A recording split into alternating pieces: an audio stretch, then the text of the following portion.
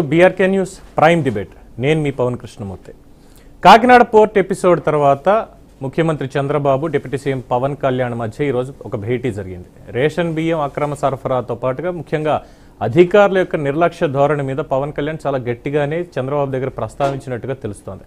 పవన్ కళ్యాణ్ కాకినాడ వెళ్లిన రోజు అక్కడ ఎస్పీ సెలవు పెట్టడం, కలెక్టర్ కూడా సరిగ్గా స్పందించకపోవడం, ఇవన్నీ కూడా చంద్రబాబుకి పవన్ కళ్యాణ్ రిపోర్ట్ చేసినట్టుగా సమాచారం అందుతోంది. అలాగే గతంలో లా అండ్ ఆర్డర్ విషయంలో బహిరంగంగానే పవన్ కళ్యాణ్ అనిత యొక్క పనితీరు, అలాగే చంద్రబాబు నాయుడు గారి చేతిలోనే లా అండ్ ఆర్డర్ అనేది ఉంది, దానికి సంబంధించి ఢిల్లీ మీడియాలో కూడా మాట్లాడడం, ఇవన్నీ వివాదాస్పదం అయ్యాయి. అయితే తర్వాత క్యాబినెట్ భేటీలో కానిస్టేబుల్ నుంచి పైదాకా అందరినీ మారుస్తాం, పూర్తిగా వ్యవస్థల్ని ప్రక్షాళన చేస్తాం, అంతా కేవలం నెల రోజుల్లోనే అని చెప్పి చంద్రబాబు ఆ రోజు సభాముఖంగా చెప్పారు. మొన్న అసెంబ్లీ సమావేశాల్లో కూడా చెప్పారు, అలాగే క్యాబినెట్ భేటీలో చెప్పారు, పవన్ కళ్యాణ్కి కూడా గతంలో జరిగినటువంటి భేటీలో చెప్పారు. కానీ ఇప్పటి వరకు ఒక్క అడుగు కూడా దాని పరంగా పడలా. అయితే ఇప్పుడు కూడా అధికార యంత్రాంగ ప్రక్షాళన అనే పాయింట్ మీదనే ఇద్దరి మధ్య చర్చనట్టుగా తెలుస్తోంది.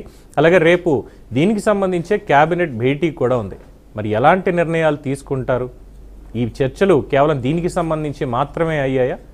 ఏ భేటీలు ఈ భేటీలో ఏ అంశాలు చర్చకు వచ్చాయి అనేది అధికారిక ప్రకటన అయితే రాలేదు. కానీ ఊహాగానం అనుకోవచ్చు, లేదంటే జరుగుతున్నటువంటి పరిస్థితులు, ఇప్పటివరకు పవన్ కళ్యాణ్ మాట్లాడింది కావచ్చు, లేదంటే చంద్రబాబు నాయుడు గారు మాట్లాడింది కావచ్చు, వీటికి సంబంధించినటువంటి వివరాలన్నీ చూసినప్పుడు ముఖ్యంగా పీడీఎస్ బియ్యం అక్రమ రవాణాకి సంబంధించి దీని వెనకాల ఉన్నటువంటి వాళ్ళ అధికార పార్టీ వాళ్ళ, లేదంటే విపక్షానికి సంబంధించి గత 5 ఏళ్లలో అధికారంలో ఉండి చేసినటువంటి వాళ్ళ, దీని మీదనే ఎక్కువగా చర్చ జరిగింది అంటున్నారు. ఇదే కాకుండా నామినేటెడ్ పోస్టులు ఏవైతే ఉన్నాయో, ఇప్పటివరకు దాదాపు 2-3 లిస్టులు ప్రకటించారు, ఇంకా మిగిలినవి ఏవైతే ఉన్నాయో వాటిల్లో తెలుగుదేశం పార్టీకి జనసేనకి ఈక్వల్ ఛాన్స్ ఉండేలాగా చూడండి అంటూ కూడా పవన్ కళ్యాణ్ అక్కడ ప్రస్తావించినట్టుగా ఒక సమాచారం అయితే అందుతోంది.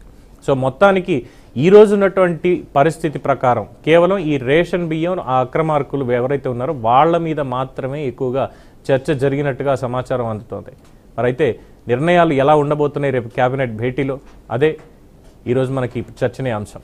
ఈ చర్చలో మనతో పాల్గొంటున్నారు senior political analyst and senior journalist Mastan Rao గారు, అలాగే వైఎస్ఆర్సీపీ